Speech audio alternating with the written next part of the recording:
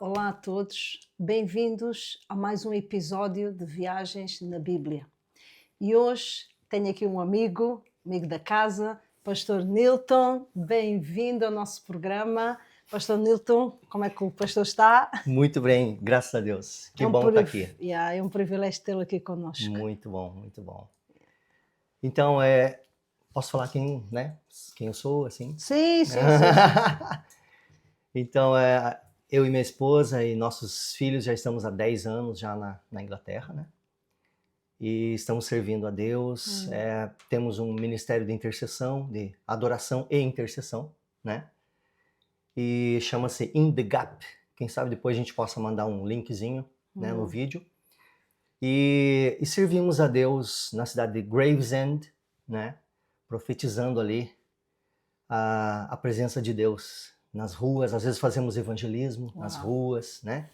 Sempre declarando a glória de Deus nas ruas, até que a gente volta a ter avivamento, uma reforma e tantas outras bênçãos, né? Estamos aí para servir. É isso mesmo. É um prazer estar aqui. Então está no lugar certo. Estamos para servir, está no lugar certo. Hoje nós vamos fazer uma paragem na casa de David. Preparem-se. Hoje o tema vai ser quente. Pastor, o que é que nos traz acerca de David? Uau! Como a gente estava conversando, é pouco tempo para a gente falar tanto de Davi. A gente passou 10 anos no Brasil treinando, fazendo escolas de adoração e intercessão. E das maiores influências era Davi, né? Porque ele era muito tipo Isaías. Ele era muito profético sobre Jesus, sobre o futuro tabernáculo em que todos nós seríamos sacerdotes perante o Senhor, né? Então é interessante que ele quebra a ordem que estava estabelecida de Moisés, e ele fala assim: opa, o que tem lá? Ah, tem aquela arca é a arca da aliança? Cara, é essa que eu quero. É essa que eu quero. Ele pega a arca da aliança e a partir dali ele levanta, ele coloca em ordem os músicos, ele coloca em ordem os cantores, ele faz não só mais uma ministração como nos tempos de Moisés, que era mais em silêncio, assim, a rotina, tal, e ele torna aquilo lá algo sem precedentes. Por isso que ele quebra uma ordem e ele profetiza uma nova ordem, que a gente fala sobre a ordem de Melquisedeque, que está lá, que é um sacerdote, né, ao qual Abraão paga dízimo, devolve o dízimo para ele, né? E esse sacerdote também está representando Cristo no futuro, que tem a ver com essa questão de todos nós entrarmos através do novo e vivo caminho, né? Através do sangue de Jesus, ao qual Hebreus 6 em diante fala tanto, né? Que a gente tem o livre acesso e tal. Isso influencia tudo, isso muda tudo, né? Voltando lá. Então, ele estabelece durante 33 anos, ininterruptamente, 24 horas por dia, noite e dia, ele coloca alguém cantando: bendito seja o nome do Senhor. O Senhor é bom, né? Aleluias, glórias. Então, ele estabelece essa ordem, né? Levítica, que depois também é quebrada para uma ordem sacerdotal, né? Então ele estabelece durante 33 anos ininterruptamente essa ordem, as pessoas adorando ao Senhor de uma forma nunca vista antes. Começou um avivamento. Exatamente. Como nos dias de Josias, eles perderam a palavra, depois encontram a palavra e enviam alguém para ministrar a palavra. Então, é mais ou menos isso que aconteceu nos dias de Davi. Então, quando eles cantavam a palavra de Deus. Eles estavam cantando perante o Senhor, eles estavam alimentando, né? Quer dizer, incenso subindo para o Senhor ininterruptamente, né? Então, por isso que em 33 anos ele traz tanta justiça para o governo dele, né? Ele traz muitos benefícios. Foi o momento em que Israel mais prosperou, né? Mas a segunda, isso é muito legal a gente falar, mas tem uma segunda parte de tudo isso que poucos falam, que é aonde Deus quebrantou Davi, né? Então ele recebe 3 unções, né? Mas nesse período ele passa por 14 anos, né? Na caverna de Adulão, quer dizer, saindo do templo luxuoso, onde ele já estava ministrando e o espírito maligno saía, né, de Saul. De repente ele é quicado fora, né? E ele tem que ir para o deserto, né? Então é interessante a gente falar, muito se falou nos últimos 20 anos, talvez, sobre o tabernáculo de Davi, mas nunca se fala do quebrantamento que Davi passou nesse período, que foi a escola das dores, né? Esse cara foi esmagado.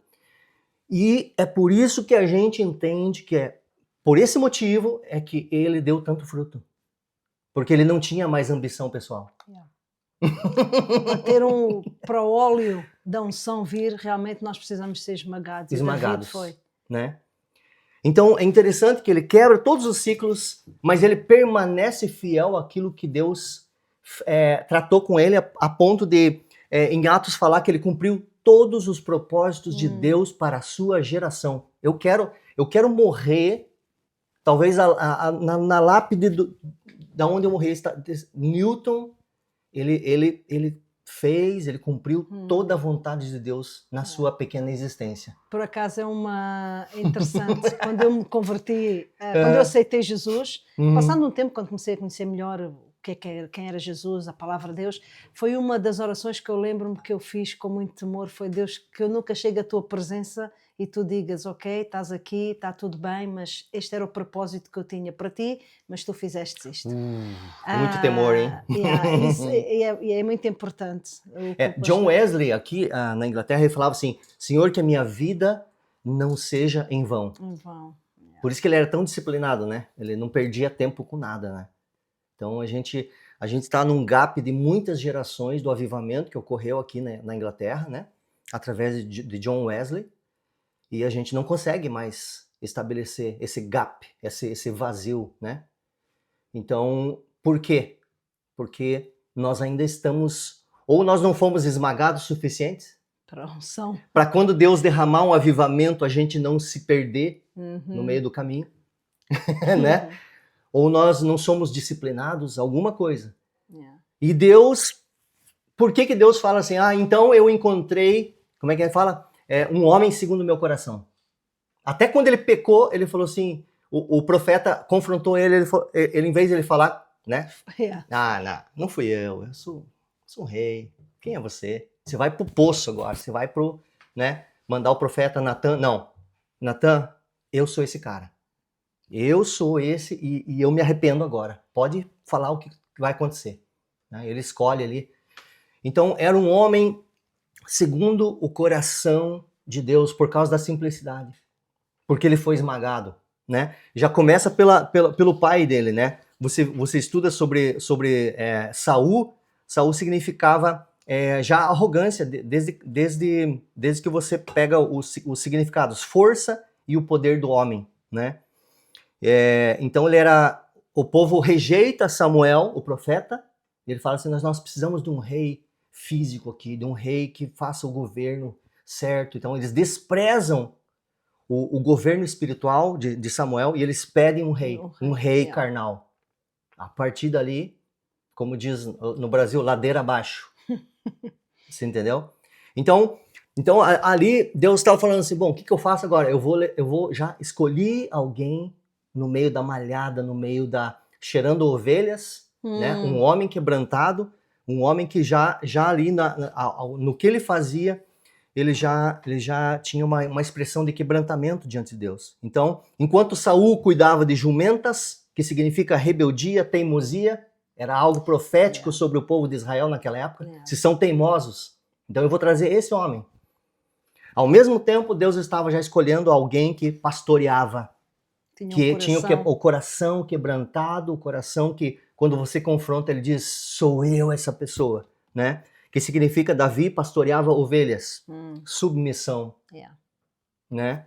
Então, nesse contexto, nesse contexto de DNA, de fraqueza e quebrantamento, né? Dependência do Altíssimo, Davi começa a fase em que Deus leva ele para o oleiro, né? A fase de amassar, né? E nessa fase, ele é ungido 3 vezes, e aí começa esses 14 anos, batismo de sofrimento, de moedura, de perdas, né? Então ele perde a mulher, ele perde o melhor amigo, Jonatas, ele perde sua reputação, sua cidadania, ele perde tudo. Então do templo luxuoso, ele vai para uma caverna que cheira argila, cheira umidade, escura, né? Então são essas situações em que hoje o Senhor gostaria de nos colocar de novo na casa do oleiro, né? Então ele é rejeitado pela família, pelos irmãos, por Nabal, por Saul, pelos seus descendentes, pelos seus irmãos, por Mical, até pelo seu filho Absalão, né? Então é interessante que a gente pensa assim, como que Deus vai nos levar a discernir o que ele vai fazer na nossa geração, né? Deus não usa um homem enquanto não feri-lo por completo. Essa é a fórmula de Deus. Deus quer nos ferir. Deus quer que a gente vá para a casa do oleiro. Deus quer que a gente desça. Por isso que lá na frente você vai ver Hebreus falando muito sobre isso, né? Amós, que é citado em Atos também pelos apóstolos no Concílio de Jerusalém. Então, eles citam esse versículo, Amós 9:11. Naquele dia, tornarei a levantar a tenda de Davi, que caiu, taparei as suas aberturas ou as suas brechas, e tornarei a levantar as suas ruínas, e a edificarei como nos dias da antiguidade. Certo? Muito bonito. O que isso traz para nós hoje? Deus vai levantar uma resposta para essa geração através de homens quebrantados. Porque o que nós temos visto é alguns fazendo o tabernáculo de Davi, mas não chegaram no quebrantamento de Davi. Então, tudo é estragado. Aquela história da mosca no perfume. Tá caindo muita mosca no perfume, nós, igreja, estamos estragando a melhor fase que Deus quer derramar. Certo? Então, levantarei, edificarei o tabernáculo, né? Então, nesses 33 anos que tudo acontece, Deus usa esse servo, e isso é uma resposta lá para frente, para a igreja de Atos, que estava, puxa, é esse o objetivo, é isso que nós queremos, o sacerdócio de todos os santos. Hebreus fala muito isso, através do... não mais algo de Moisés, do tabernáculo de Moisés, mas a partir do sangue do Cordeiro quebrou todos os ciclos, e todos nós podemos ministrar diante de Deus, pela misericórdia, pela graça, pelo quebrantamento também, né? Exatamente. Porque Deus usa o quebrantamento para nós compreendermos, né? O bom é que foi Deus quem prometeu que ele iria levantar o tabernáculo de David. Então é ele, não é nenhum homem, é ele que vai levantar, ele é que está a tratar com a sua noiva, com o corpo de Cristo, e de certo que esse tabernáculo vai ser levantado, porque nós estamos à espera do avivamento, e ele está aí, em determinados lugares nós podemos ver o avivamento. Já está acontecendo algo. Até todos nós estarmos juntos e essa bomba explodir. Mas o interessante do David é que o David também foi ungido rei, mas Deus não lhe deu a coroa logo. Exato. Deus deu-lhe o Golias. Isso mesmo. Foi ungido, a partir do momento não recebeu uma coroa, recebeu o Golias logo. Exatamente. Então há um processo para todos nós, há um processo para a igreja, há um processo para o corpo de Cristo, há um processo individualmente para cada um de nós, para nós nos tornarmos este tabernáculo de David vivo, do qual hoje o Espírito Santo vive dentro de nós. E o avivamento em pessoa vive dentro de nós. Exato. Porque Jesus é avivamento. É muito, muito bom esta forma como tem posto a vida do David. na Bíblia? A gente teve algumas práticas no Brasil, nesses 10 anos que ficamos, a gente conseguiu estabelecer algum tempo em que a gente não conseguimos fazer 24 horas, né? Mas conseguimos estabelecer horas e horas ininterruptas de adoração e intercessão. Então foram experiências que marcaram a gente, a presença de Deus, né? Às vezes como a gente pode fazer isso hoje na igreja? Começando com 7 horas de adoração, a gente pôde fazer lá perto da nossa região, em Medway. E também é verdade, pastor, porque é assim, nem toda a gente é chamado para fazer os 24 horas de adoração. Sim, exato. Não exato, é? Porque né? o corpo de Cristo ele é diferente em diversas áreas. Eu lembro-me que nós passamos pela casa de oração e nós fazíamos 24/7. Uau! Completamente com louvor, adoração, a palavra de Deus, mandarmos de volta aquilo que Deus escreveu na sua palavra. E foi uma experiência, aliás, os meus filhos cresceram nesse ambiente dos 24/7. E nós hoje podemos ver o fruto. Mas nós também chegamos à conclusão que nem todos têm esse chamado. Sim, não é? sim. Mas a verdade é uma. A nossa adoração tem que ser aquela de espírito em verdade. Que era o que David era diante de Deus. Ele adorava em espírito em verdade. E isso para nós, para esta geração, hoje, aquilo que nós podemos até dizer e falar e expressar é que nós precisamos ter este coração de David, deixarmos Deus trabalhar na nossa vida, no nosso processo. Precisamos de ser esmagados, o nosso orgulho, a nossa maneira de ser, de fazer as coisas, e para que esse óleo, esse puro, esse óleo, essa unção saia e cresça sobre nós. Mas é verdade, a vida do David é um grande exemplo de um adorador, de um rei, que quando o profeta veio, ele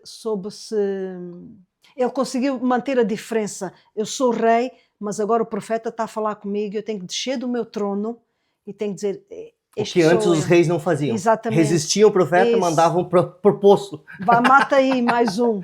Exatamente. Havia aquela humildade no coração dele. Isso é muito importante. Isso que chamava a atenção no coração de Deus. Não o erro propriamente, né? Mas a atitude dele de arrependimento. Né? Isso fazia toda a humildade até pode nos salvar a vida. Porque total. Às vezes o que a gente precisa é mesmo ter um coração humilde. Que é isso que Deus busca, quebrantado e humilde. Exato. Aí ele põe sobre o vaso dele e vivamente... E aí retém, né? Exato. Retém o vinho novo. As brechas são fechadas. Exatamente. As brechas são fechadas. Então acho que Deus quer derramar isso, né? Sobre toda a igreja, né? Essa vida com Deus, esse quebrantamento. Alguns amassar mais, né? Porque são muitas coisas a serem tratadas. Para que a gente... Como a gente falou antes, a gente chega no final da nossa vida e diz, valeu a pena, eu me dispus, eu me quebrantei e eu cumpri, né? Claro que isso é algo que a gente tem que pensar, será que na lápide do meu túmulo vai estar isso? Esse homem aqui, essa irmã aqui, que está nos assistindo, esse irmão, eles cumpriram toda a vontade de Deus. Davi cumpriu toda a vontade de Deus para a sua geração. E é isso que nós temos que ficar, é isso que é um desafio para nós. É algo muito forte isso. Quando fala sobre isso, eu penso, nossa, é isso que eu quero para minha vida. É isso. E eu não sei o que é que tu queres para a tua vida. À medida que tu assistes os nossos programas, Deus tem um plano para ti, Deus tem algo para ti. Aqui nós falamos da história de David, um pouco do que ele fez, do processo de David, e cada um de nós tem um processo. E nós não podemos fugir do nosso processo, porque se nós fugirmos do nosso processo, nós atrasamos aquilo que Deus tem para nós. Então abraça o teu processo, deixa Deus trabalhar no teu coração. Tem muita coisa que precisa de ser removida dentro de nós. E eu falo para mim própria. Eu hoje posso dizer que sei um bocadinho mais de mim do que eu sabia no passado, porque eu descobri coisas no meu coração que eu pensava que não tinha, mas eu deixei-me esmagar, deixei Deus trabalhar dentro do meu coração. E é necessário para quê? Para quando Deus te colocar na posição que Deus tem para ti, tu não venhas a cair e não venhas ser um objeto de vergonha diante de todos. Então, deixa Deus lapidar, remover tudo, entrega ao Senhor para que o teu propósito, o propósito que Deus tem para ti, seja consumado e seja agradável a ti, à tua vida. Ok? Pastor, não sei se tem alguma coisa para adiantar. Não, só isso, só isso. Foi um prazer estar aqui com vocês. Espero que tenham tirado algum sumo deste estudo sobre David e nós vamos voltar para o próximo programa. Muito obrigado, fiquem conectados e um bem-aja e uma boa semana para todos vocês. Deus vos abençoe.